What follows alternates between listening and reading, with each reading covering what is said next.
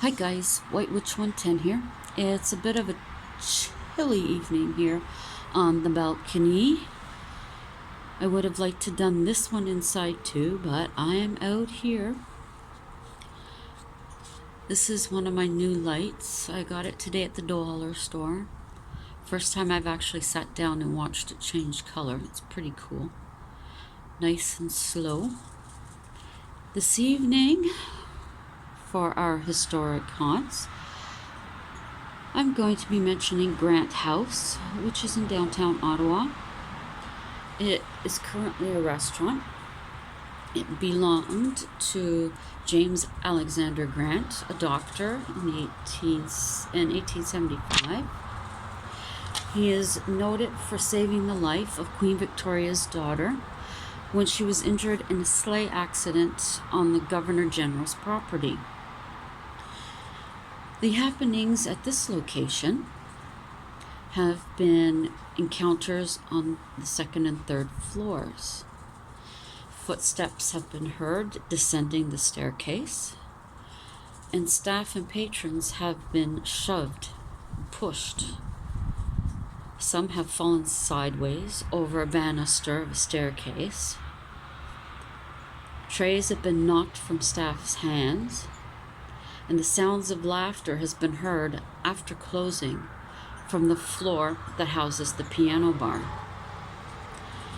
It has been known for staff to hear their names called when no one is there. And when the restaurant is closed and you're looking from outside, there are times when you can see either a man or a woman sitting in the second floor window. Heavy breathing can be heard in your ear. Now, Dr. Grant had asthma, so it isn't uncommon to hear either wheezing or coughing within the building. The former owner, which would be Friday's Roast Beef House, they had assured the spirit that they were taking care of the home, and a construction crew made a time capsule for the house. Now, when I visited the Grant House the first time, hubby and I were out downtown taking pictures, and I had to use the facilities. So they were kind enough to allow me without having to go in and buy a dinner. I went up said staircase. I didn't feel anything. The washrooms were on the second floor. When I was in the washroom, I can say I did feel like I was trespassing on someone's space. I did not feel like I was going to be pushed over the banister, though, when I descended the stairs. Now, we did go back when they had doors open here, and we got to have a better look at the place. What was then the bathrooms is now the kitchen on the second floor. I'm guessing with the first restaurant that some of the walls that were dividers for the bedrooms, they have been taken down. The fireplaces, of course, are still there. And at the back part of the house, there is a case with some of the items that belong to the Grants. And there is an envelope and part of a letter that is on display, as well as some glasses. The next building I'm going to be talking about is the Courtyard Restaurant, and it began as a tavern in 1827, a garrison from 1866 to 1870, and then it was a hotel in 1872. It became a temporary emergency center when the typhoid epidemic came to Ottawa, and that was in 1911 to 1912. And it has been a restaurant since 1980. Now, there was a major fire in the building in 1872, and there was a woman who had come to stay at the hotel. She had given her name. she had stayed in her room. When the flames broke out, she did escape, along with others in the hotel.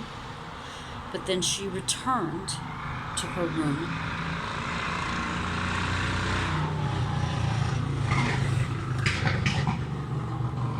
Sorry about that. There's no snow, so we still have the motorcycles out. So she returned to her room to get papers. Unfortunately, she never made it back out. Now, when they were trying to find the identity of this woman, the name that she had given was of no help. No one knew her, no one knew why she was there, and no one knew what papers she had gone back to get. It was so important.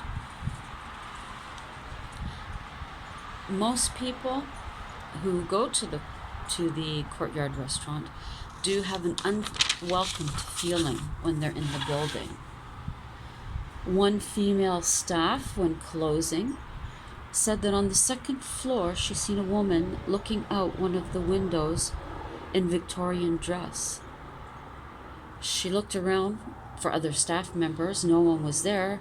When she turned around, the woman was gone.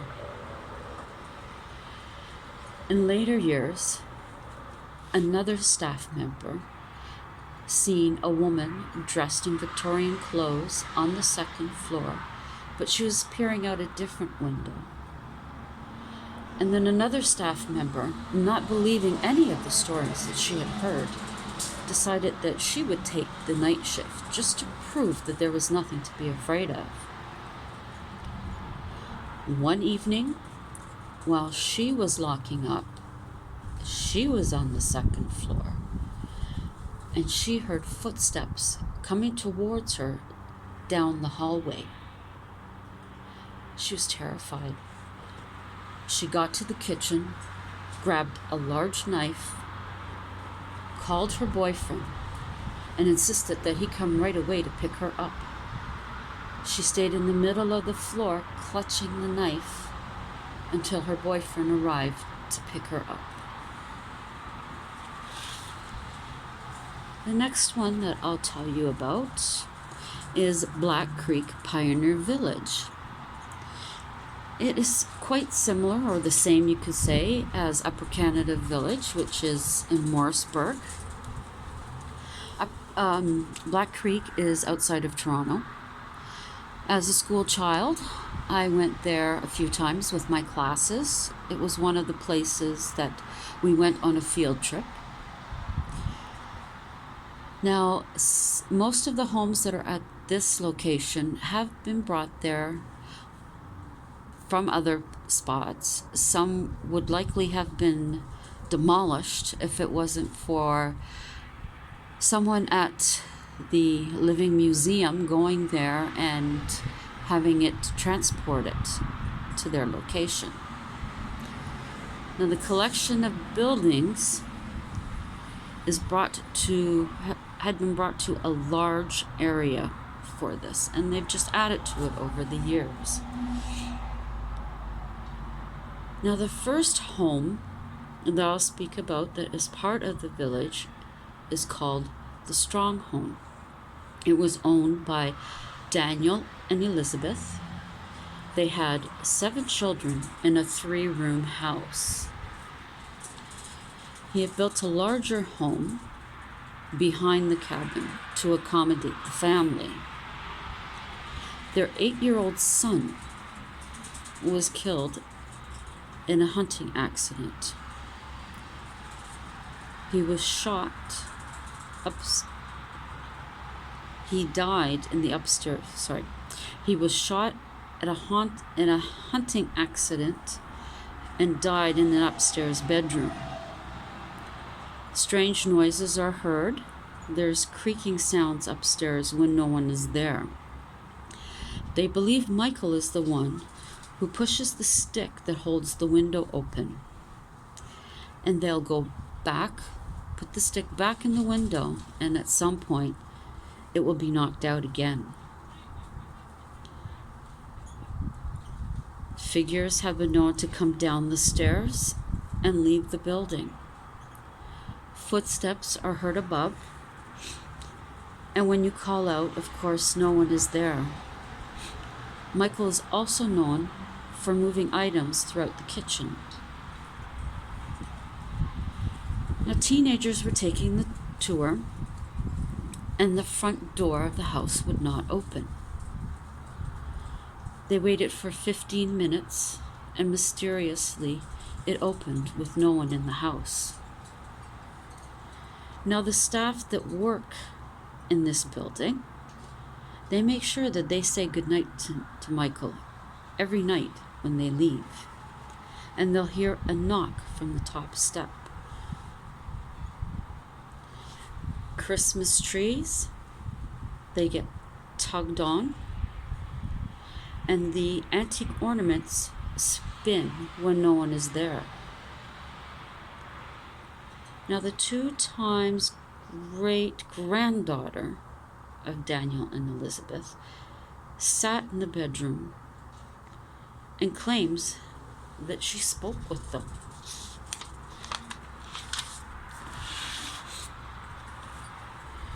Now, the village cemetery was actually used from 1845 to the 1920s. Security guards have reported orbs, and they're usually found in front of the church on the path or going through the gravestones. A security dog, a German Shepherd, becomes agitated when he passes the graveyard, and he'll growl and bark. He'll get down and hunch, and then he'll rise up on his back. There's a little boy that is seen there in 19th century clothing, and sometimes he's known to join a tour, and he'll be at the back, and people will see him, and then before the tour is completed, he disappears. He is also known for playing peekaboo with visitors. Another home is called the Richmond Hill Manse. It was originally located on Yonge Street in Toronto. It is a plank house. There is a disturbing vibe in the upstairs rooms. It's extremely uncomfortable, they say. One employee was so uncomfortable that they requested a transfer to another building. They did not want to go inside. They would stay out until they had to go in, until they were transferred. A 3-year-old little girl, a niece of one of the staff, refused to go inside the home, saying that there was a mean man inside. The minister's office, of course, has a book on one of the shelves, and the pages are known to turn on their own. The Bible will be placed to one page for the tours of the day, and when it's checked later in the morning, it has been changed to another page. There's also annoying of feeling that someone's peeking at you from the upstairs. There's also the sound of child running up and down on the floor, or I should say back and forth on the floor above. And some people have described him as having blue shorts, a white shirt, suspenders, knee-high socks, and a little jacket. Something that a child would have worn in either the 1870s or 1880s. Those are just a few of the houses that have been brought to the property.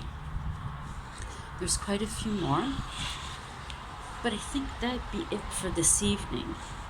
It's pretty chilly outside. So I hope you all had a great Wednesday, and that you have a terrific Thursday. And it's bringing us one day closer to the long weekend. We can't wait for it. We're still lucky enough we're not getting snow. Now, as cold as it is right now, this afternoon, we were out in t-shirts. So we start the morning cold, warms up in the afternoon, and then it's cold again at night. So it's kind of the in-between stuff right now. The leaves are really starting to turn now. And hubby and I are supposed to be going on the weekend with his daughter and her husband up to their trailer. So I'm hoping for us to get some video from up there. We've never been there, but we've heard it's a beautiful spot. So hopefully we'll get some nice video for you that I can upload. But until then, or until tomorrow I should say, have a wonderful night. Ciao for now.